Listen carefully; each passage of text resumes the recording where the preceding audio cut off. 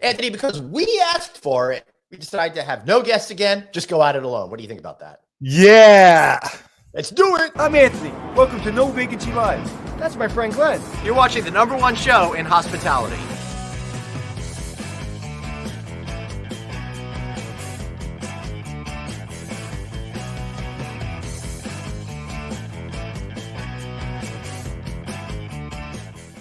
Hey everybody, January 4th, 2022, episode 561, No Vacancy Live. I'm Glenn Hausman. That's an Anthony Melchiori.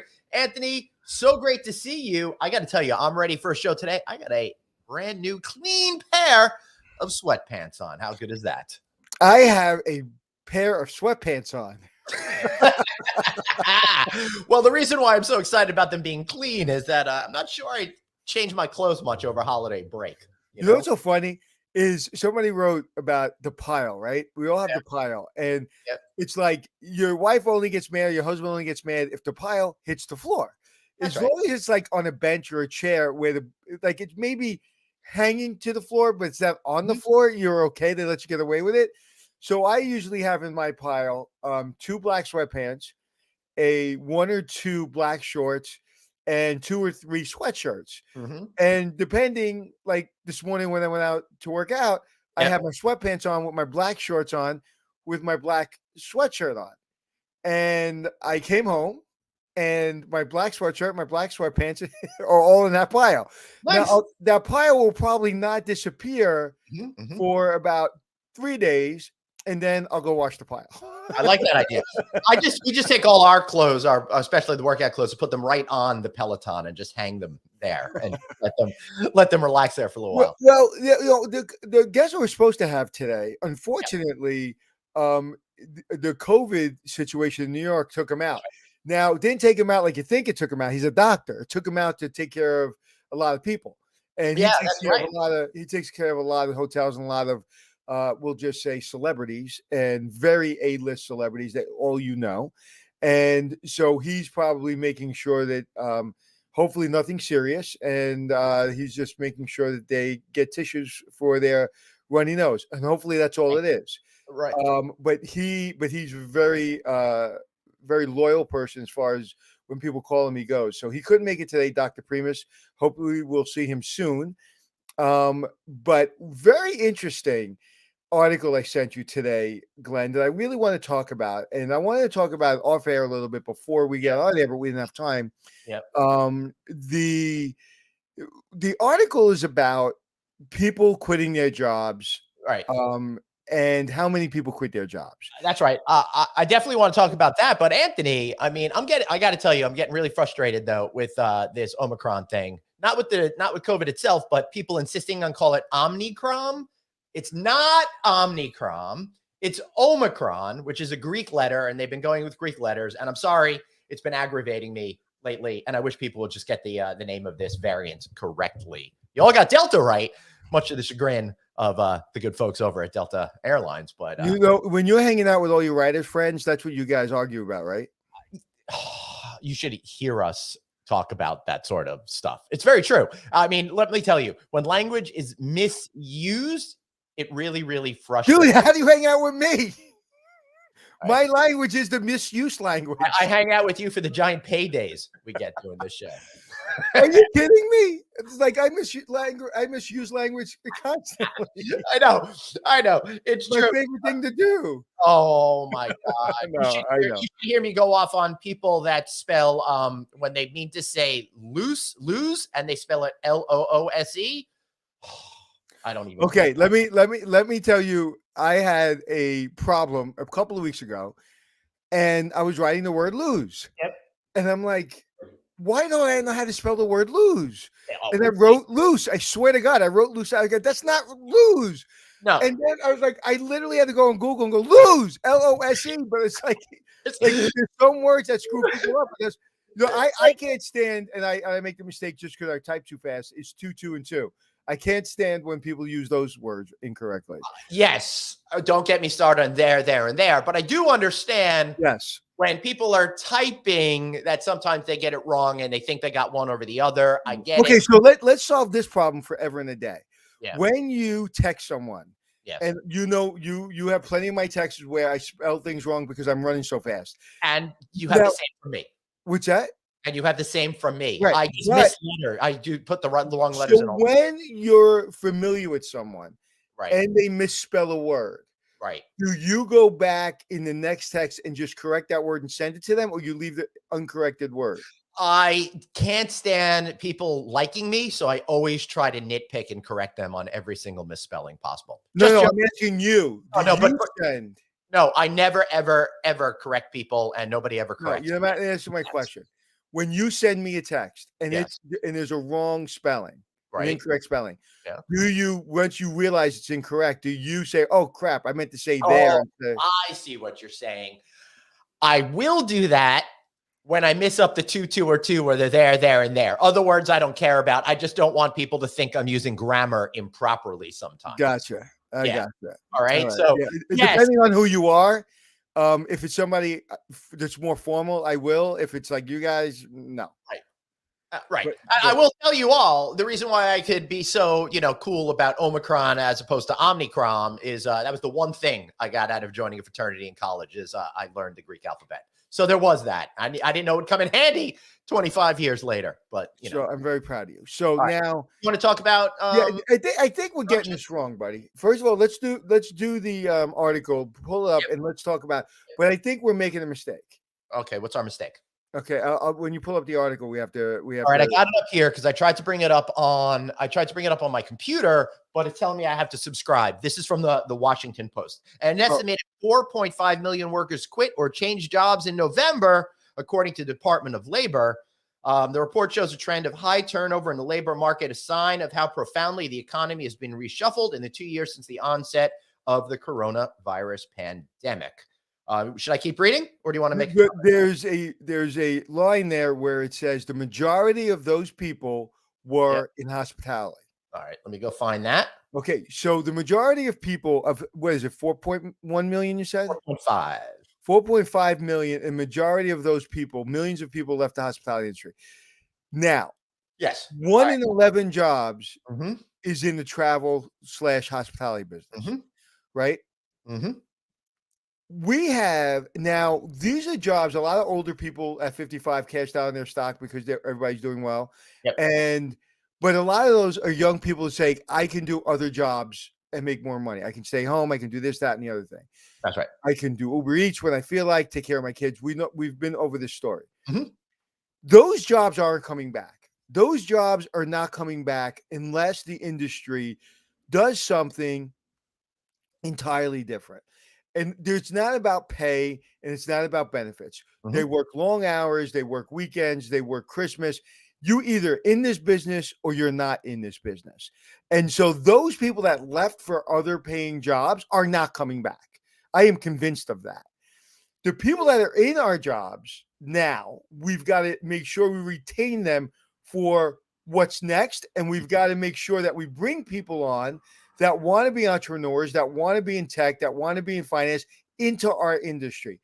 But the people that we're going after, the unskilled labor market, they're finding other jobs Right. that are skilled, that are unskilled, that they can make more money.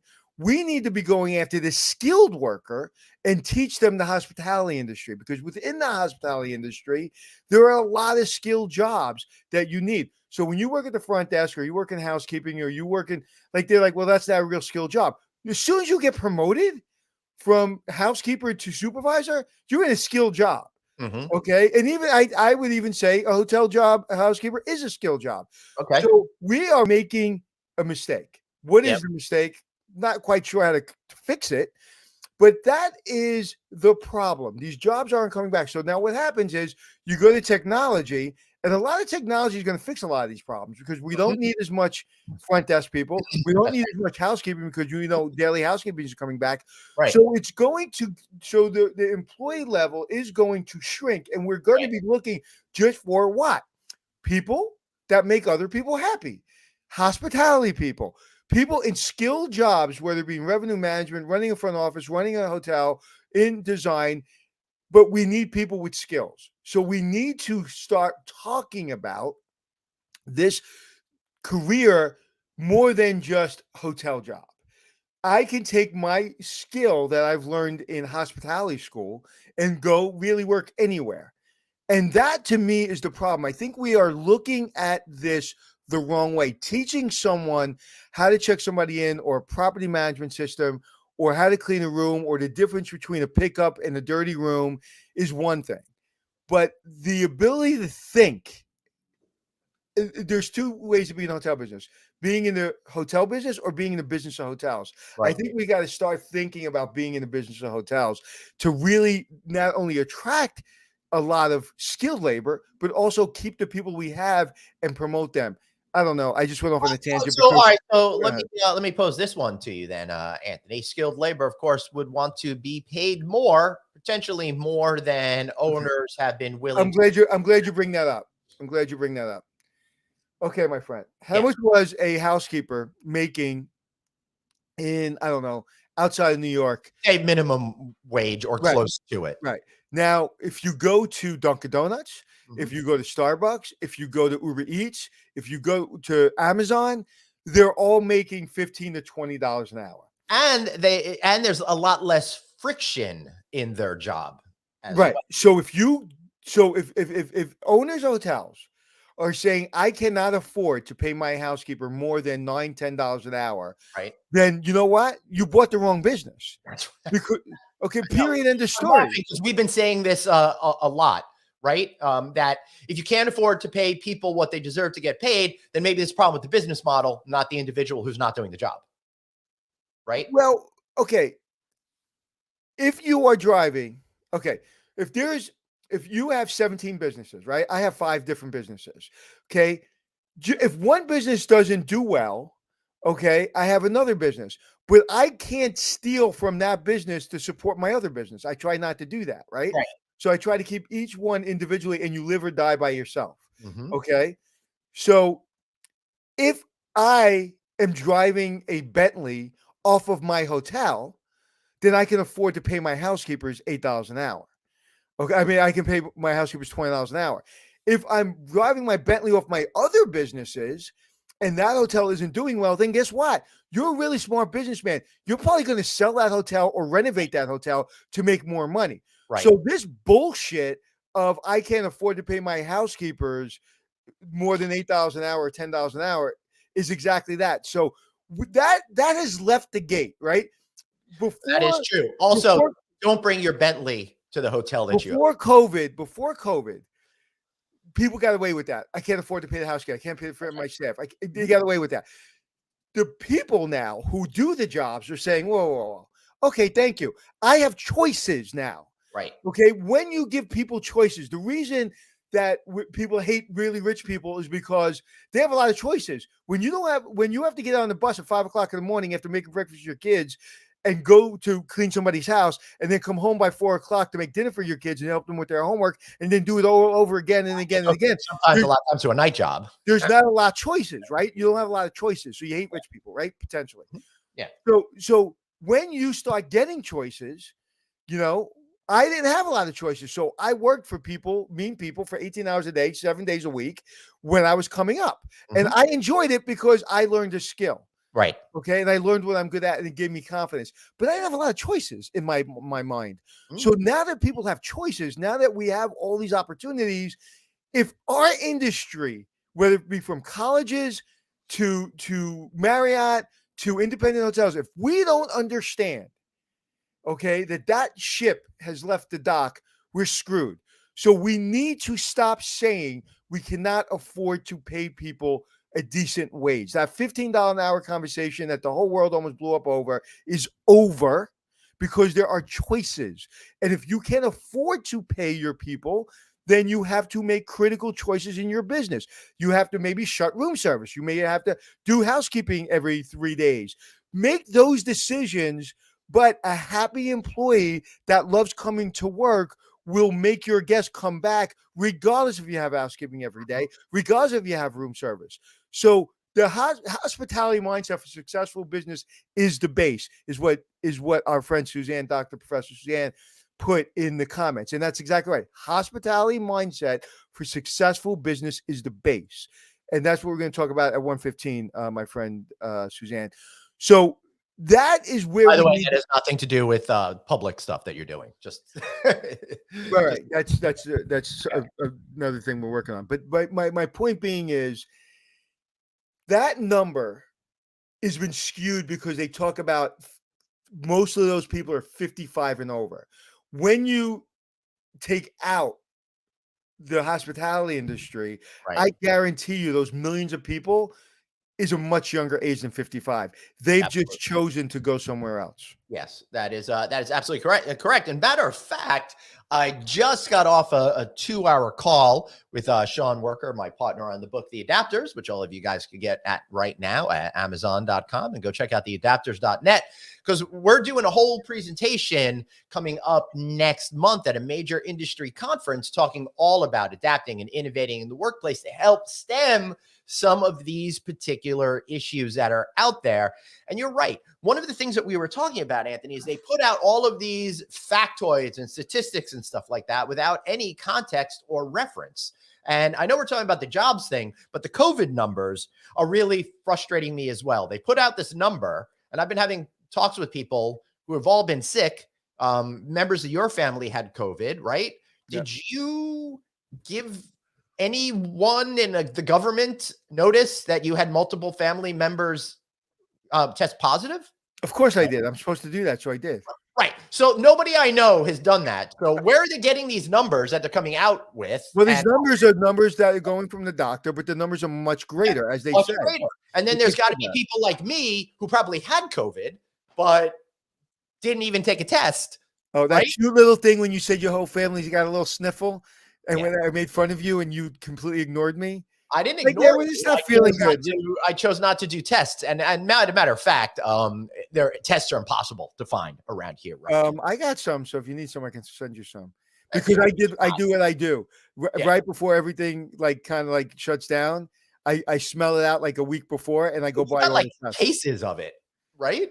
Well, I bought one night when the entire city was out. I found one place, believe it or not, in Howard Beach, a pharmacy I've never been to. And a friend of mine, a cop, actually said, "Hey, they have some." So I went in and I said, "Hey, can I get a couple?" He goes, "Well, you want more?" I go, "Yeah." I go, "How much is the box?" And he goes, "You want the whole box?" I said, "Sure, I'll take the box." So I bought the box. Right. That was before they started limiting them. Right. And so I bought a box. I had the box. I still have the box.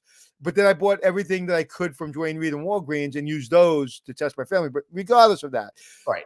This is okay. It doesn't matter, Glenn, how many numbers. The numbers don't matter. This is what matters.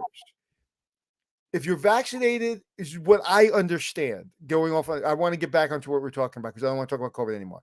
But we say that every day. But the number that we have to concentrate on, if you get vaccinated and you're boosted, it doesn't seem there's a lot of those people in critical care, right? Right. If you're staying healthy, you're eating right, you're exercising, you take your booster and you take your shots, odds are you're going to be okay. Yep. Right?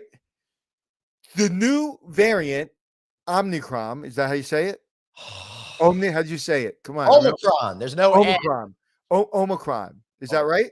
That's right. So Omicron, if that's the hill you're going to die on, Glenn. No, I know, but I am willing to take a slight wound. You know, I don't. So Omicron isn't as dangerous, it seems, as the others. That's correct. So this is the deal, my brother. Mm-hmm. Everyone's getting it. That's right. Vaccinated, boosted, doesn't matter. Mm-hmm. Stay home if you don't feel good. Shut the fuck up, like I always say. And then when you feel better, go out. I am 100% convinced, or 99.9% convinced, I had Comic-Con COVID in the last 10 days. I tested every single day. I got a PCR test. I got a rapid test, all from urgent care. And I took a home test every day for 10 days. Crazy. Negative. But I had every single symptom of COVID. Right. But I stayed away from everywhere. I didn't go out to dinner with anybody. I didn't sit in a car with anyone without a mask on, only with my family with a mask on. So I did what I was supposed to do, even though I tested negative. Okay. Now, that's it. That's so right now, the things we have to worry about. And I'm really glad that they went from 10 days to 5 days. I am too. Because Thank God, because everything's getting shut down, whether it be airports, whether it be schools, so people got to get back to work, and it's not contagious 5 days after or after you have symptoms. So why are you keeping people home? I don't understand it. Systems, government, all that kind of stuff. I will say this, Anthony. I am very looking much forward to. I finally booked my flight to go attend the Alice conference, which is taking place in LA on the 24th, 25th, and 26th of January. Well, we'll be broadcasting live from. So for all those people that are thinking about going to Alice, or maybe the Alice conference shouldn't happen, we're all going to go and we're all going to be okay. All right. So please, and you know me, I was not that guy. I was completely not that guy 6 months ago. I'm that guy. Just take care of yourself, be healthy. If you don't feel good, stay home. But we need to we got to go. We got to go. If we don't go, we're screwed. We got to go. Yeah. You know what I find fascinating? What do you find that COVID, wherever it came from, we say it came from China, where it seems like it came from China, right? There's not a political statement. Right. You know who's selling us our rapid test, our home test? China. Yeah, smart move. It's crazy. Yeah. I mean, I guess it's kind of like the arsonist who then goes out and sells you fire protection equipment. If this country doesn't build shit, we're in trouble. Yeah. Well, I know we're building a chip factory in Texas, for example, but I'm not talking about China. This is an interesting philosophical discussion. We want more things made in America. I'm a big supporter of things made in America, but isn't that counterintuitive to capitalism? Because if you're a capitalist, you are going to create a business that is going to make as much money as possible, which is why so much manufacturing went offshore to China first, then to other countries, so they could get goods at the cheapest price, therefore make the most profit. Let me tell you how you make the most money, right? You give somebody something they want for a reasonable price. If you can't do that here in America, right, there's a problem. There's a lot of land and a lot of spaces in America. You can find towns that are desperate, where military bases closed, where factories closed, where people left, and destitute towns. Go in there, open a manufacturing company, pay a decent wage, okay, pay a little bit more than Starbucks, and you can do well. Now, the time you ship crap from overseas, it's basically getting to the same price. The problem we have to worry about, and I really would like Jeff Bezos to really get on, like, why isn't he manufacturing or incentivizing people to manufacture? Maybe he is manufacturing everything in America, or a lot of things in America. If he started to say, I have two sites, one made in America, one not made in America. The made in America one is 10% more. Guess where I'm buying my shit from? Yeah, I would do the same thing too. And Anthony, that's the same philosophy I use. I try to avoid going to those big box retailers and shop on my main street here, which is literally a main street in Smithtown, because I want to support those mom and pop businesses as much as I possibly can. Yeah, I went to, instead of going to the supermarket, I went to the place I go to here a few blocks from my house, and I'm there 5 times a day. And I walk in, and it's like my family. And I said, all right, you have everything. This is a grocery store. I said, I know you have everything. Right. I need peroxide. I had a cut on my foot. I said, I need peroxide. Literally, he's talking to me, Louis, my friend. He's talking to me, and he's literally with his right hand going to the shelf with the peroxide. He goes, here you go.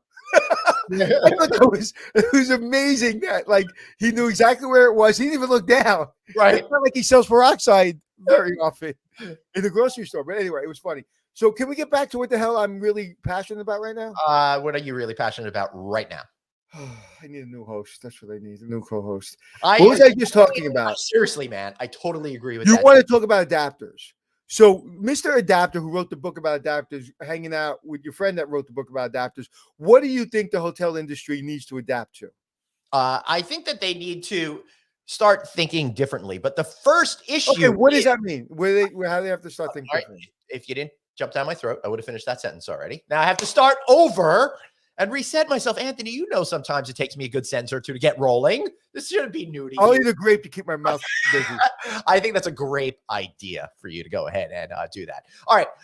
So when it comes to adapting, the first thing that I think that we have to do is stop thinking that just because things have been done the way that they've been done is that they should be done that way in the future. And that gets to the ownership mindset, right? So you have to think about that. And the other issue of adapting and innovating is really rethinking all of the issues that you're dealing with and approaching it from a different way, trying to break yourself free from what you've always known in order to discover something else. And I think that's why Airbnb, for example, has been so successful with what they've been doing, is because they saw a need in the marketplace, but instead of doing it the same old as others, they went about it in a different type of tact. The thing that I see here, Anthony, in hospitality, and you can see it in design, is everybody talks about how they're all going to be different with design, and then they're all different in exactly the same way, which takes us back to that same place that we've always been. But the thing, I agree with everything you said, but the thing that I see, the design thing is a problem. Okay, that is where in the hospital people walk through the front door and they go fix their broken bone and they have an operation, or they go fix, a heart valve. That's a problem that they make an appointment for and they go fix, right? Then there's the emergency room. My problem is living in the emergency room. Right. And that is, you tell people come for a career, but you give them a job. Right. Okay. You talk about a job. You talk about a career. You say this is wonderful, but when they walk in the door, they feel like they have a job. They don't have a career.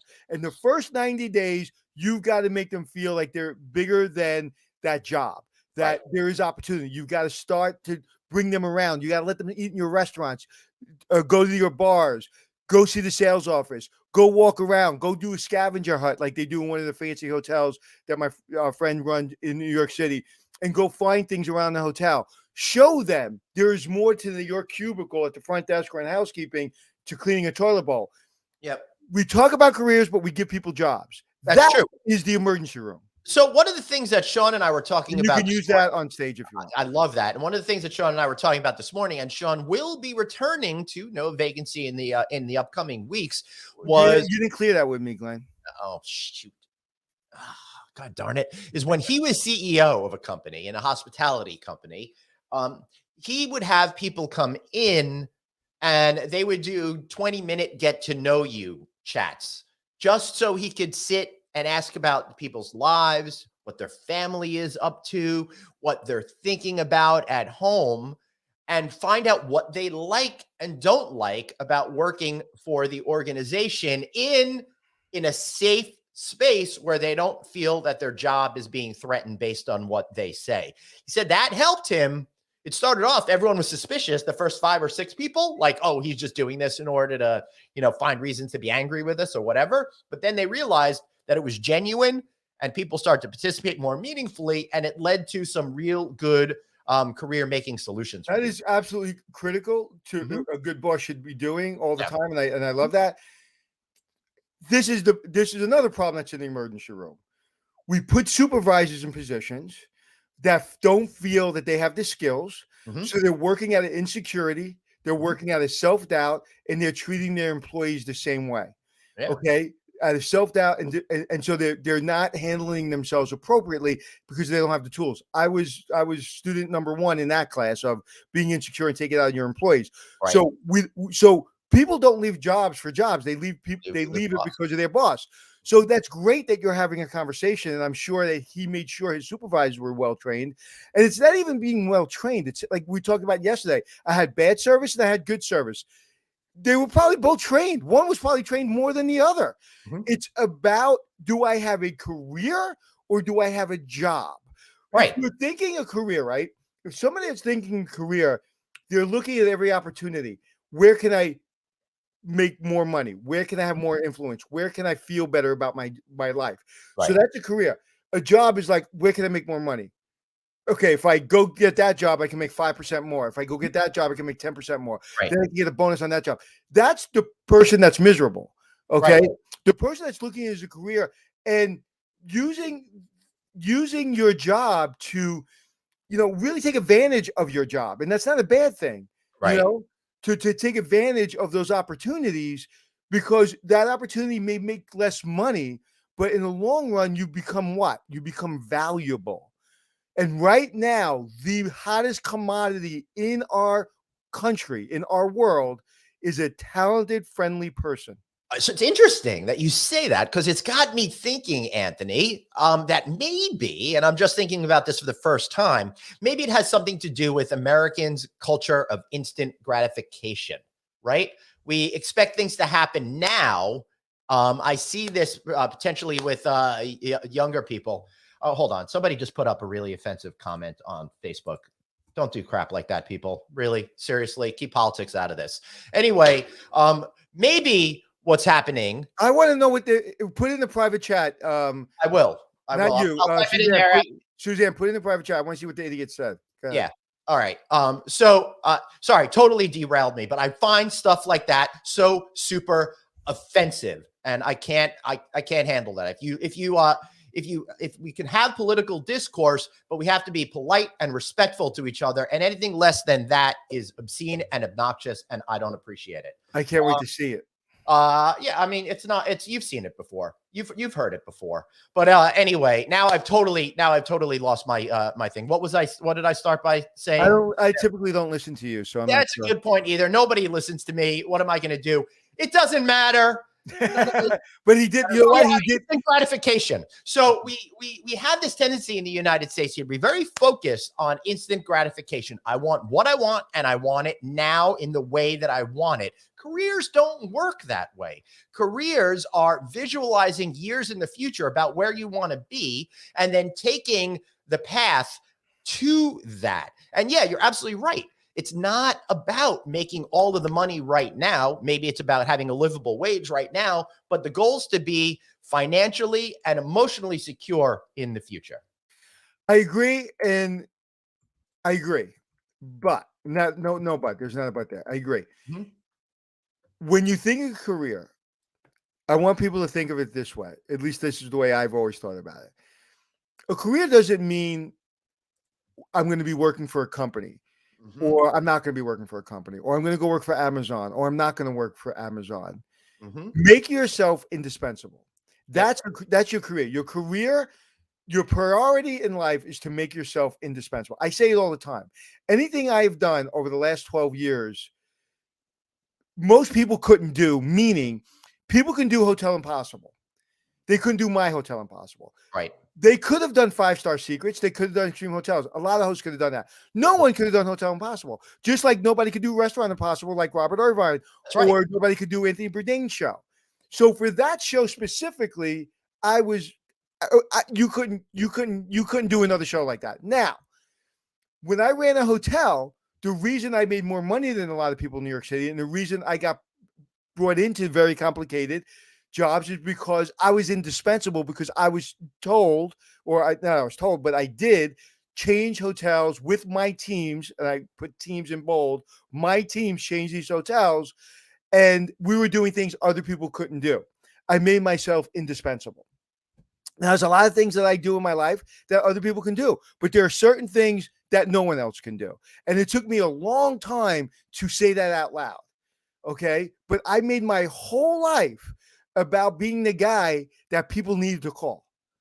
Okay. Now, anything I do, I take seriously, and I want to be really good at it. But it doesn't mean other people can't do a better job. But there are certain things I can do, and I can do better than other people. That is your career. Your career is not working for one brand or one label or one. Your career is to make whoever you work for think no one else can do it better. Right. Yeah. So, what strategies do you have that you've learned over the years to effectuate that and make sure that whoever's in charge of you knows they can't go to anyone else? I started out just working really, really hard. And just doing whatever my boss told me, and being really, really, really good and respectful. And yes, sir, no, sir, I don't know, sir. Yes, ma'am, no, ma'am, I don't know, ma'am. My military background. Right. And say, can you work 18 hours a day on a Sunday? I was like, why can't I do 19? Right. You know, can I do 19? Let me do 19. Please let me. Well, I can't pay you overtime. That's fine. I'll do 20. That's fine. Yes, sir, have another. So that mindset shouldn't change now because of the computer generation. The mindset of, if you're a video guy, and we talked about that kid that was doing the NBA tattoos on Twitter yesterday. He has like I was saying on Instagram, he basically gives you the background of every NBA star's or players tattoo on their body. And I thought that was fantastic. Yeah. What is his job? His job is to work 18 hours a day and be obsessed That's with right. giving his viewers more of that content to get more viewers. So who's he working for? He's working for himself. He's working for his career, because that is a career. And I'm sick and tired of people that when people have really successful careers on social media, well, that's not a real career. Fucking yes, it is a real career. And So it's a real brand. And so he's got to focus on giving his consumer. So I gave my consumer, which was my employer, more of what they wanted. And that was somebody that didn't give them a lot of shit. Just did what they was told to do. Then when I got into supervisor position, I started bouncing heads with my bosses because I needed to protect my employees. I didn't do it because I had a big ego, although I do. It had to do with protecting my employees. So I'm going to bang heads with you guys if your decisions are going to be bad on my employees. So, and then just going from there, then I have to always know who I'm working for, right? At first, I was working for my supervisor. Right. Then when I was a supervisor, I was working for my employees, right? So now who do I work for? I work for the audience that follows me. Right. I don't give a shit about anything else. I care about the people that take the time out of their day to follow us on a podcast or anything else I do, or pay me to do speaking engagements or my consulting, helping them develop hotels.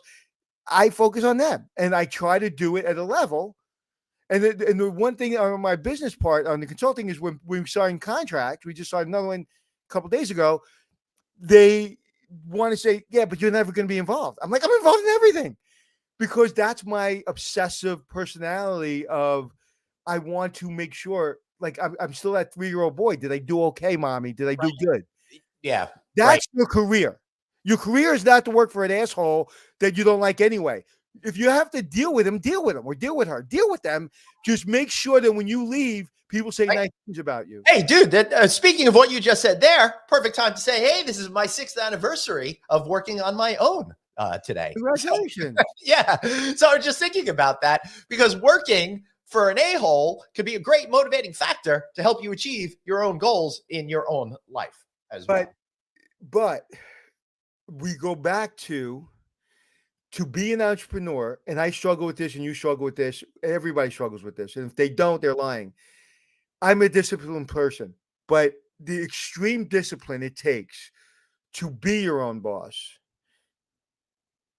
is crazy. And if you don't have it, you should work for somebody and just build a really great career working for someone. There's nothing wrong with that. Yep. All right. Oh, I get the reference. Let's go, Brandon. I just figured that out. Thanks for saying that on the air, which I was trying. Why can't I say it on air? Whatever. I don't really care that much. I care that people are using it in an offensive way, not that you're repeating it. All right. Kyle says, what do you say to a person saying our industry is so unstable during the last 2 years that if you don't jump on a particular opportunity for more money, you may be leaving money on the table? What do you say to stay and long-term it will be better? It sounds like Kyle is dealing with people who are thinking about leaving for more money and he's trying to win them back to stay on the team. If you found out right now that a lot of people on the mid-level and executive level of Amazon are leaving and you're working as a line employee or supervisor, is now the time to leave? Is now the time to leave? Right. Hell no. Amazon's going to be around for a long time. There's a blip. So they're all leaving, whatever the blip is. I'm not saying nobody's leaving Amazon. What I'm saying is use that example. There's a blip, so they're leaving. The opportunity that exists now in this industry is fucking staggering. Dude, I got an example. Producer Dave, right? He started out at the hotel, 6-8 months ago? And he's in so much as a revenue manager. Now he has all the jobs in the hotel.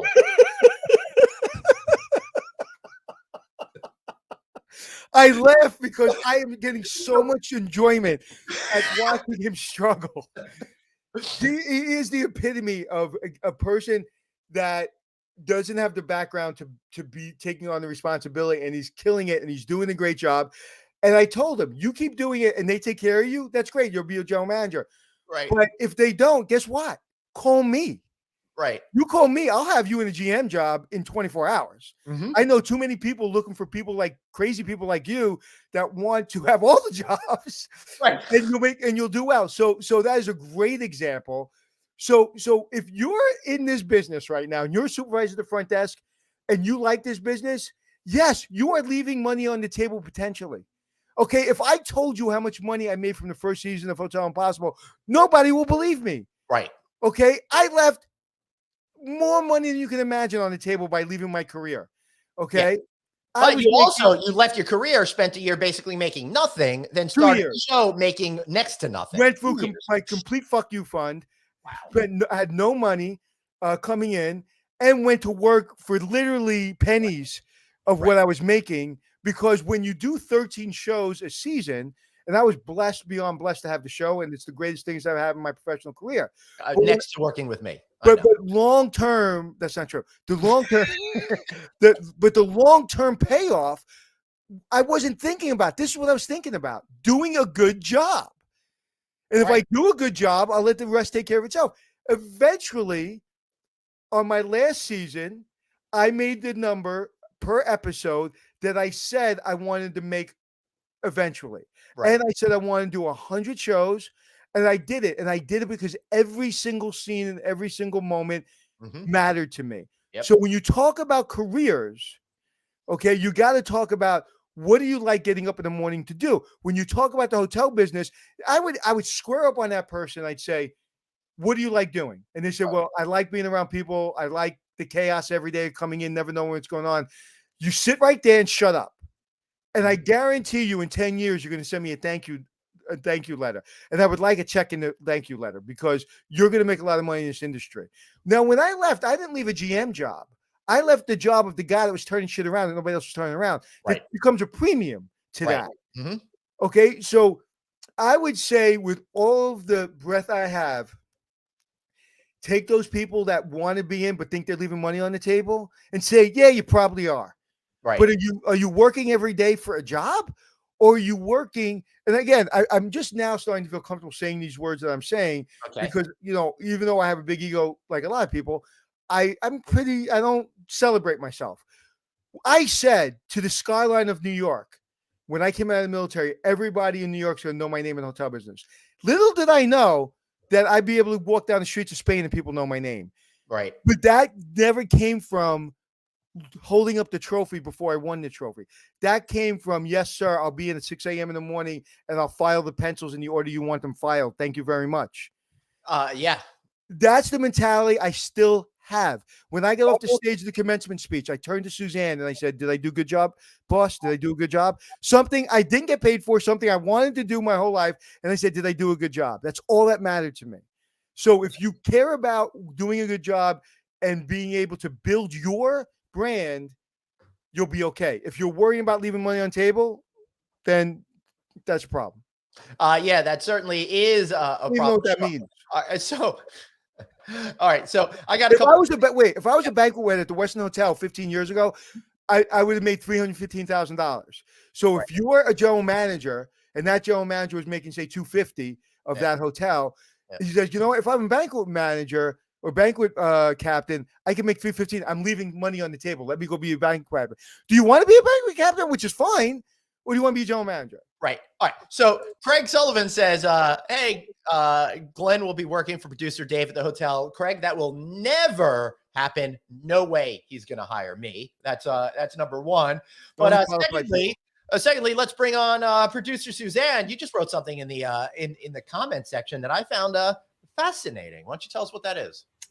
So I was a general manager as well in hotels, and the last position I had a company car, insurance.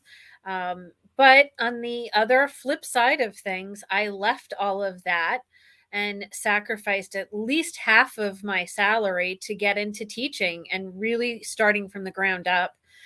Because I wanted to look at trying to see what could I have for a better quality of life, and then what could I do to make a greater longstanding impact within the industry. And so it has been a long road, but I've now been at it for 17 years. And once I found that niche, it's more of fun with what I do, Right. even though there's work to it, but I don't feel like I go to work every single day, and that's what I enjoy. Can I mention the college you work at? Of course you can. Right. So Indian River State College is a small college in Florida that, because of Suzanne, I'm involved with now, and we're going to be working on some programs there. They have a president, and they have other people around them that are top of the food chain people. You would not think the people that they have at such a small college in Florida are at the level that they're at. I am so impressed and completely blown away with what they're doing for that community, for that school. And the president makes me look like I sleep all day. I went out to dinner with him before the commencement speech, him and his beautiful wife. And I'm telling you, the guy's got 27 genius ideas every 5 seconds. Dr. Moore is amazing. He's one of the motivating factors why I felt the confidence to come here, that there's something magical about this place. So the lesson that I think you're sharing with everybody is you may be earning less at first, but you're living your real life. And that is priceless in a sense, right? Is that fair to say? But also from a standpoint of, I wanted to be able to have a greater impact on our industry. When I was working at just one hotel, or I was a regional general manager of 2 hotels, you were only confined to the boundaries of the team in those particular hotels. Mm-hmm. I have lifelong connections with my students and my graduates. Mm-hmm. I just recently had 2 last week over break that called me because they were at a crossroads as to what is their next component and what can they do. And right. So that mentorship that is lifelong, and then that opportunity in the classroom to get someone into an introduction into hospitality class and get them to open up their minds and eyes about what our industry has to offer, and try and help them hone in on their niche and experience their internships and get that feel. That is so much greater than just, did you meet your numbers? Did you hit your service goals? And, you know, that individual one property. Love it. Beautifully said. Yeah, that was freaking awesome. Okay, back in your home. I love you. I love saying that. Go back. But, no, and listen, and she's smart because she figured out how to get to me, and now I'll help them to hopefully build a great hospitality program, which I'm passionate about. But leaving money on the table, I don't understand that. You got to be able to understand that if you work hard for yourself, right? When you're working hard for a brand, American Express, Amazon, Hilton, you're not working hard for them. You're working hard for you, because the person that is your supervisor, if you do a good job, they will say, hire him when you go somewhere else. Or they will say, let's promote that person. It is very important that people understand, if you're working for the government, if you're working for, there's that young lady at Foxwoods that we talk about. If I had an opportunity for her right this second, okay, that was a great opportunity within that community, I would hire her without a doubt, and call my friend Foxwood and say, I'm sorry, I hired your best employee. Right. If you want to hear that story, be sure to tune in to yesterday's show, January 3rd. Because I'm sorry, Glenn, because that person wasn't working for Foxwoods. That's right. That person was working for herself. Mm-hmm. She wanted people to know that I'll drive you anywhere you want to go. Yes, she's going to make tips off of that, and she probably is somewhat motivated by that. But even if she was working for no tips, that's who she is. You have to work for yourself, even if you're working for the government, or even if you're working for a company, or you're working for yourself. Those people that are doing TikTok and making money from it work hard. They're disciplined. They wake up in the morning. They figure out, how much money can I make off of advertising? How much money I have to save my taxes? How much money should I put back into advertising? Should I double down on what I'm doing? Like, there's this one guy that does historic tours of New York City. He's up to 450,000 followers. I follow him, and I look for him now because I'm learning stuff. And He just brought us through the New York City Transit Museum, and he showed us really great. I didn't know there was a New York City Transit Museum where you can just walk down the steps and go Friday, Saturday, and Sunday and go through all the transit cars. I didn't know that. And all the train cars from the earliest days of the summer. Right, but I didn't know. Train with wicker seats. It's really cool. Yeah, I didn't know you can just walk in and do that. Yeah. And so I learned. So this guy is I think it's doubling actually down. housed in an old station no longer in use in Brooklyn, right? Yeah, it's something not Canal Street. It's near the Brooklyn Bridge in It that starts general with a area. C. It starts with a C. But my point being is he's built his brand, and I'm now looking for his content because he's doubled down. And he explained. Somebody asked him, "Do you rehearse your comments when you're walking around?" He goes, "No." He goes, "Early on, I was just walking around a guy loving New York City and telling stories about the history that I know." Yeah. And that's what everybody fell in love with. So as I'm just giving you more content, I'm just walking around, just looking like you're talking to a friend, having a drink, walking through the city. It's quick, it's fast, it's not cumbersome. And so he knows his niche and he doubled down on that. Know your niche and double down on that. Don't Speaking try of that niche, listen to this. Kyle said he had a road bump in 2020 after moving up in hotels and had only 10 connections on LinkedIn, but grew it to more than 1,500. He found a job and kept in contact with everyone, even like it was a job, even with the new job. He ended up moving to Virginia. I think he's finding success. All of these things matter. He said networking matters. Yes. I want to put that on a rocket ship. Networking matters like saying air matters, right? It's like when people say, "Hey, you got to network, young man. You have, young lady, you have to network." Do you understand? And I am not a good networker. So don't, what I'm saying and what I do are two different things. You have to network. It is the lifeblood. So what I did was by getting a TV show, now everybody comes to network with me. People get in touch with me. People want to. So that's my network. So I am a networker. You're a better networker person to person. But now that people know who I am, and that's how I develop relationships and how I network. But networking is the lifeblood of lifeblood. It's like there's nothing else. If Jesus Christ was walking the earth, he'd be networking. That's absolutely true. Now we're almost out of time today, Anthony, believe it or not. So this has been so cool, but I do want to talk about networking for a second since the topic came up. It's not something that pays off immediately. It takes years and years of diligent work and effort to all of a sudden wake up one day and realize that everyone within your community of choice knows who you are and wants to work with you. Early on, and Anthony, I've told you this before, early on in my career, when I first got married to my bride, Helene, I'd be going out in the city almost every single night, going to different events. She's like, "Why are you going out every night? You never get any jobs. Nothing ever comes of it. I don't understand. Why don't you just stay home?" I'm like, "Because in 5 years from now, 10 years from now, it's going to make a huge impact on our lives." And it has. You know, it's everything. I'll give you an example. When I've talked about this before, I go out and somebody's talking to me and I want to know who they are. I don't take their business card. You've seen me do it. I just take their cell number and I put their name in. Ask me how many mics I have on my phone.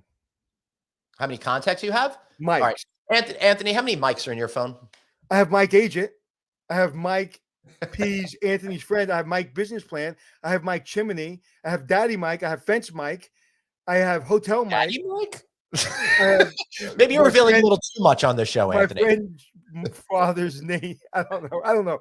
Mike Alaska, Mike from Grand Lake, Mike basketball coach that I met in Las Vegas, who was a really big fan of mine that does stuff with college kids.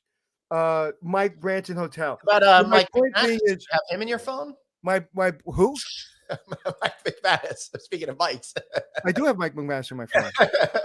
Not that Mike McManus, my plumber Mike McManus. Oh, but Mike, all right, we'll get you in Anthony's phone. So I do have not Mike Bedbug, but I have another Bedbug guy. But my point being is, there is no other Bedbug. When somebody comes to me, I'm known as the guy who always has a guy. So when somebody comes to me and says, "Do you know a guy?" Give you an example. I was La Columbia coffee thing. You know the coffee, La Columbia. Is that how you say it? La Columbia. The coffee house. You know what I'm talking about? I think I do, but I'm not 100%. All right. Anyway, they have these great oat milk coffee, espresso things. I don't drink coffee, but I love these. Right. So they're out of them. And the guy goes, "I don't know why there's a problem. I always call the company and there's a problem." I go, "Hold on a second. La Columbia coffee guy. I know the owner because he had a show on Travel Channel." he had a show on Travel Channel. And Awesome. he went looking for coffee beans. And when I met him one day, Yeah. I made sure I took his cell number because I was like, one day I might have to call him. That's great. So networking isn't important. Networking isn't everything. Networking is the air you breathe. Because no one is giving you a job because you went to fucking college. No one is.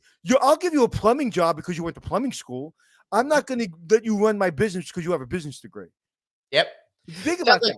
Think about that, right? I have a business degree. Am I going to let you run my hotel? No. I have a plumber's degree. Am I going to let you go fix somebody's sink that works with me and you're a good plumber? The answer is yes. So just because you have a degree doesn't mean anything. You have to network. And the kids that network, I'm looking at kids right now. I'm mentoring probably 4, pretty intense mentoring. And 5. There's 3 of them blows my mind. They're just taking off and blah. They text me every 5 minutes.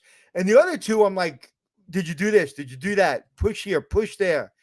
And the 3 that are on their own just flying, when they call me, they're like, hey, can you help me with? Yep, the make a call. Put them over there. There you go. The other ones, I'm like, yeah, I can, but dude, you got to push a little harder. Mm-hmm. Yeah, I haven't heard from you in 3 months. Why ain't you busting my chops? Bust my chops. Yeah. Funny you should say that because we've had a number of college students on and stuff like that, and we've given them all our numbers. They may call once, and then they just kind of drop off the face of the earth. Well, sometimes they get enough what they need. I get calls years later and saying, just recently, didn't we have somebody with you? I was somewhere. I was doing a speaking engagement. Maybe that was up when I was not with you in New Hampshire the day before I got there. No, it was in Georgia. And a kid said that she reached out to me during college. I helped her with a Q&A, and then I gave her some advice, and she was about to leave the industry. Anyway, she took off. Now is food and beverage director of a major company. And she said that one time I helped her changed everything for her. Wow. So sometimes, listen, you only need to help people once. Wow. That's awesome. All right, let's get out of here, Anthony. We're near the top of the hour. Well, we're having fun. Oh, I have another meeting. All right. All right. Suzanne, Dr. Suzanne, you have some questions for us? You have any questions? No, if she does, next time. No, I want one question, and then we can go. Unless you have to go. You have to go, Glenn, right now? That's all right. I got a couple extra minutes. Okay. Go ahead. Well, I have 21 of them, so it's really tough. That's the one that you were dying to ask. I'm not dying to ask it, but here's a weird one. Are you maybe feeling a little sickly in regards to asking? Well, yeah, this is the one that's kind of like weird. What's your take on plant-based food? If you like plant-based food, eat it. Do you mean plant-based food masquerading as burgers and stuff, or just plant-based food? However you want to take it. Listen. If you like plant-based food, eat. My daughter was basically a vegetarian. Then she says, "I want to eat meat again," so she eat meat. Do whatever you want to do. There was this great quote, my favorite quote ever, on the FDR Drive, or on one of those storage companies. It used to be the headquarters of New York Post, and now it's a storage company. And it said, if you don't like gay marriage, don't get gay married. Right.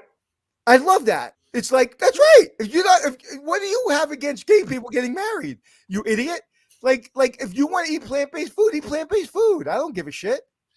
I think it's essential to our overall health. I would love to be able to eat more plant-based food, but we always run into problems because I know there are great vegetarian meals. And if anyone has some good suggestions on them, my son, Ben, is trying to lead the effort here at home to get us to eat more vegetarian meals, but I never know what to make. It's like I grew up so meat and potatoes, and it's really hard for me to reorient my brain to it other than, pizza or some of the other types of. And those are the problems. I think that's why most people don't go to it. Yep. I think this world has gotten to the point where everybody, like if you're a plant-based person, you got to tell everybody you're a plant-based person. If you're into Muay Thai, you got to tell everybody you're Muay Thai. If you're into steak, you got to tell everybody you're steak. It's like, why don't you just do what you do? And if it comes up in conversation, you say, yeah, by the way, I'm plant-based. It's one, those people that are like the other day, somebody comes over to me and goes, Anthony, you know what would really help you? Breathing. Right. Like you should learn how to breathe. And I was like, well, I do breathe. And they're like, no, like real. I said, well, I do breathing exercises every morning. They're like, oh, I didn't know that. I know you didn't know that. I don't need to know. Like, you don't need to, like, you could say, hey, by the way, I do these breathing exercises, helps me with stress. Great. But you like immediately came at me like you were going to be like the master sergeant of breathing for me. And that's when people get, all right, give me another question. And then I got to go take a loot or something. Hold on. I got a very important question. Hey, Glenn, how did the eggplant parmesan turn out? One of the best meals I ever made, but it took 5 hours. It was so many steps that I don't know if I'm going to be able to do it again. All right. One more question, Suzanne, then we're going to go. All right. Besides Alice, what's your next first trip for the year? I'm going to Jupiter. I'm going to Jupiter, Florida, either Friday or Monday for business. Oh, well, that's nice. I am not going anywhere until after Alice, and that will be a 10 or 11-day trip. I'm going to be going to the NEWH's Leadership Forum in Seattle, and then I'm heading down to Las Vegas for that major hotel company's conference that I'm going to be speaking at. So that'll be good. It'll be really exciting. Yeah, you know what? And let's get into the habit this year of inviting me sometimes. If I'm not busy, maybe I'll go with you to some places. Let's get into the habit of not forgetting when I say we're going to Vegas and you're welcome. Okay. That's a good idea. Or just look at the calendar. All right, one more question. I don't even know how to open the calendar. I've never, ever looked at the calendar. Yeah, I'm going to be with Sean and Art, and we're all going to get together and maybe go to that new steakhouse and stuff like that. Listen, at that thing, if there's an opportunity for me to do any kind of panel for you, I'd love to, because I want to talk about in a real way what, like, adapting. I think there's adapting and then there's like transformational. And we got to go. You don't have to adapt. We have to, not to say, of course you have to adapt, but like it's transformational adaptation. Like we have to change. Yep. Yes. And yes, stuck. If we don't get this right now, we're going out of business. Yeah. And March 9th, click at the JW Marriott Anaheim, run by Craig Sullivan. We'll be there. I can't keep track of all these. That's why I don't go to too many of them. I know. It's that'll be a good one though. I'm looking forward to it. So speaking of traveling and going to them, you both travel a lot. What is your best tip, secret, trick for being able to pack, have what you need, not forget stuff, but not overpack? Anthony always overpacks. I'm not the person. He took 8 suitcases when we were in Vegas for 3 nights. So, you know, it might snow, it might rain. I don't know. Well, let me tell you, when I travel, especially when I was traveling for the show, I am an extreme overpacker, and I'll tell you why. I have everything dialed in on my schedule by the second. If I have to go find something I need or ask somebody that's working with me to go find something I need, one, I feel like an asshole to have to go ask my assistant to get something. So I don't want to have people wasting time getting me shit. Number one. And number two, I don't want to waste any time, period. So my overpacking is like this. I'll give you the perfect example. I'm going 3 nights to Vegas. One night I'm probably going to go to dinner with Glenn, so I need an outfit. I really sound. It's not politically correct to say I sound like a girl, right? So I won't say it. I don't know. I mean, that little black dress you own is gorgeous. Well, that's politically incorrect that you say that, because I can have a black dress I feel good about. So number one. Number two, in the day, I may be in a suit or I may just be in chinos and a shirt, depending on what I see other people wearing. So I need 3 outfits for that one day. Plus, I need a backup shirt in case the one I get stained for Glenn. So that's 4 outfits for one day. That's how my brain thinks. Then in my backpack, I have backup Advil. I have backup hand sanitizer. I have backup. I have backup protein bars. I have a tourniquet in case my arm falls off. I'm a preparer. I am obsessive. Listen. And what happens when your bag explodes and you're traveling? Listen. You saw firsthand. People think they know me until you work with me, and you worked with me on the commencement speech, and you saw my level of preparedness and intensity is how much further than you thought it was just knowing me. How much more intense? It was beyond a level of intensity that I had imagined. Okay. So, yes, I'm an overpacker. Right? I am not an overpacker. I have figured out a routine over the years, exactly what I'll need. I do take more than I require, but it always fits within that one bag because you never know what's going to happen when you're on the road. Glenn, I have learned to travel with just one bag if I'm going for 2 nights, so I can bring it on the plane with me. I've learned that. It's a little painful. And what had happened was I realized I can Uber something. I can just have somebody like Uber delivery and Uber it to my hotel. So, all right, one more and then we got to go. Well, I'm going to say I like the travel cubes and Ziploc bags because you can really squish in what you need when you match out those outfits for 4 days a week. And no, we don't have time because it's 1:05. All right, we got to go. All right. Thank you, Suzanne. We really appreciate you as always. That's my fault. Sorry. All right, everybody. Thank you so much for being here. We really appreciate it. We're going to do a real true Ask Anthony and Glenn show coming up. Not exactly sure when that'll be, but in the meantime, you're going to want to rehear this one. Well, why not take it on the road while you're doing some exercise? Listen on Apple Podcasts, iHeartRadio, wherever you like to download your shows. Well, we are there. And for some weird reason, if we're not, send us a note. Let us know. If you want to reach out to us personally, he's at Anthony Hotels and I'm at Traveling Glenn. So Mike McManus said something about COVID and a low blow from Anthony. What did I do?